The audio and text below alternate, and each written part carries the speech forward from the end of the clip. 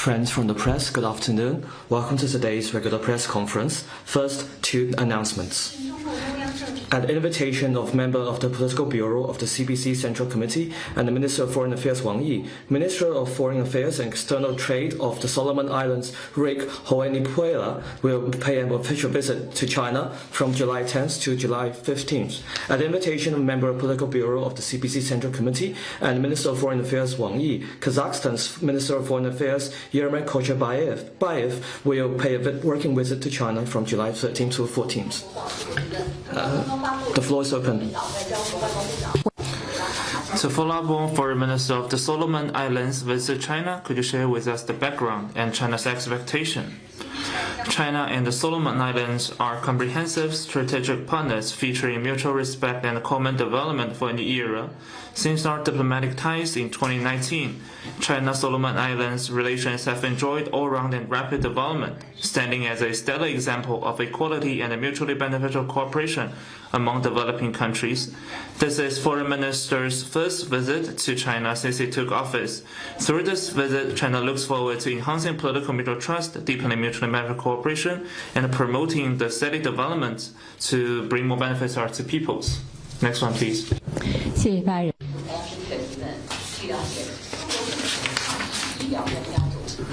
We have learned that a Chinese government anti-epidemic medical expert team recently arrived in Uganda.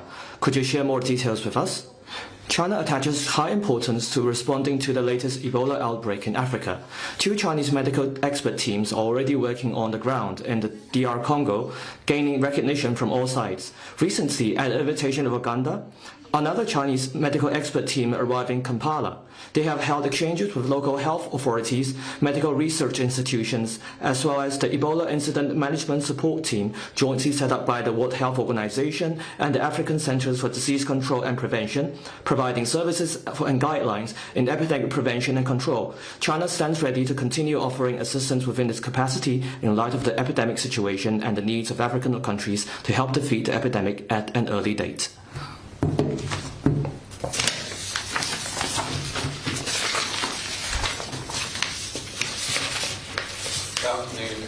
From Reuters. 路透社，本周末是常设仲裁法院裁定中国在南海的海洋主张是无效的10周年。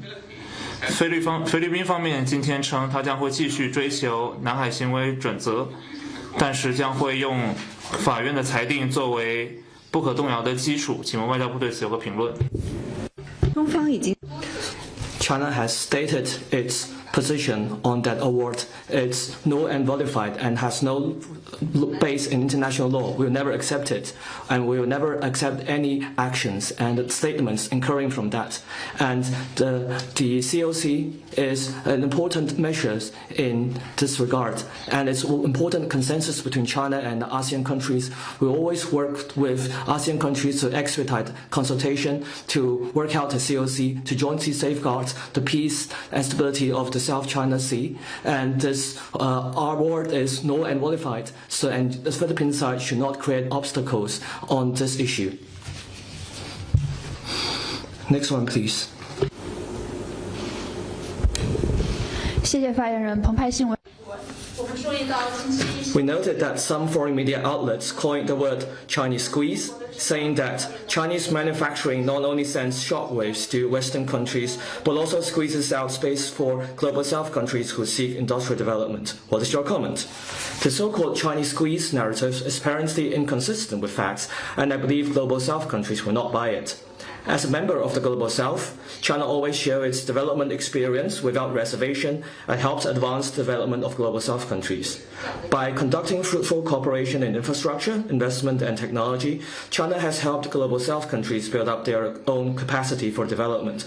By opening up its market, China has helped Global South countries expand quality product export to China, which in turn boosts out industrial development with trade revenue. By providing accessible and affordable green products, China has helped Global South countries improve resource allocation and accelerate industrial transformation and upgrading. All these prove that China and Global South countries are partners in the pursuit of modernization. A country's greatness lies in serving the greater good. China, with its own development, will offer more opportunities to the world for common prosperity.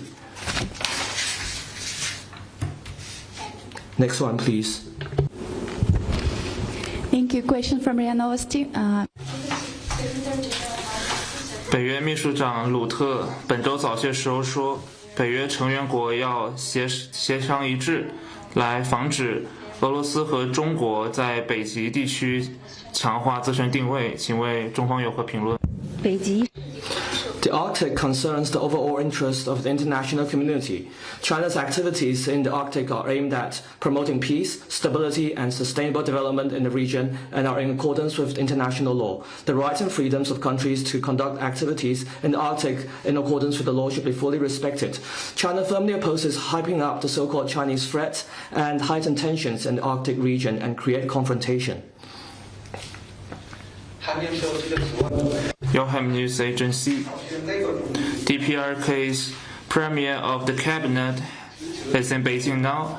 So what events will be held to commemorate the 65th anniversary of the China-DPRK Treaty of Friendship, Cooperation and Mutual Assistance? We announced the visit by DPRK Premier at the Cabinet Pact Typhoon yesterday. China and the DPRK are the traditional friends and close neighbors. It is an unwavering strategic policy of the CPC and the Chinese government to maintain close Chinese-DPRK relations. And there will be timely updates. Please stay tuned for more information. Next one, please.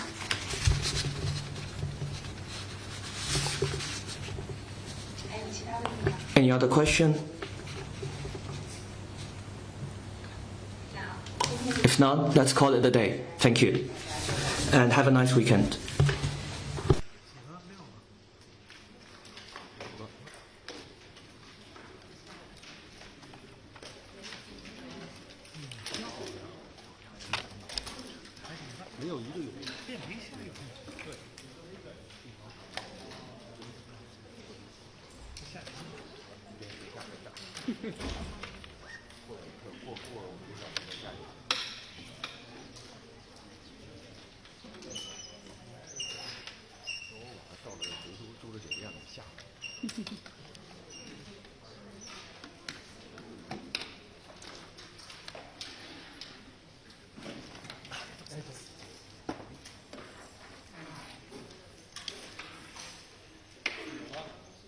走，嘿，庆祝。